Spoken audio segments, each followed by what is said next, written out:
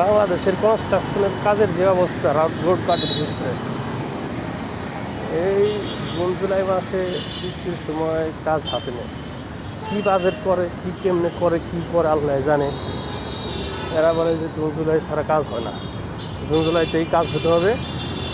বৃষ্টি ঝড় তুফান আসবে তখন কাজ শুরু করবে। রাস্তাঘাটের যিনি কাজ শুরু করবে মানুষের ভোগান্তি করবে। যে আমেরিকান এম্বাসির সামনে, আমেরিকার এম্বাসির সামনে এই অবস্থা। আমেরিকাটাই দিল সুন্দর বাউন্ডারি চারপাশে ছিল, কিন্তু তাদেরকে কাজে করে তাদের সৌন্দর্যটা একটু শেষ করে দিল সামনের থেকে। কী বলবে না, এটা কোনো কথা হলো? সব জায়গায় একই অবস্থা, মানুষের চলাচলের কত কষ্ট। এই হলো বাংলাদেশের পরিস্থিতি। জুন জুলাই ছাড়া কাজ হবে না।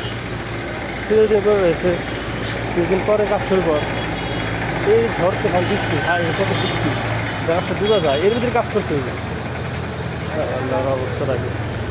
এই থেকে বাংলাদেশ কোনো বেরোবে না। কী করেন আপনারা?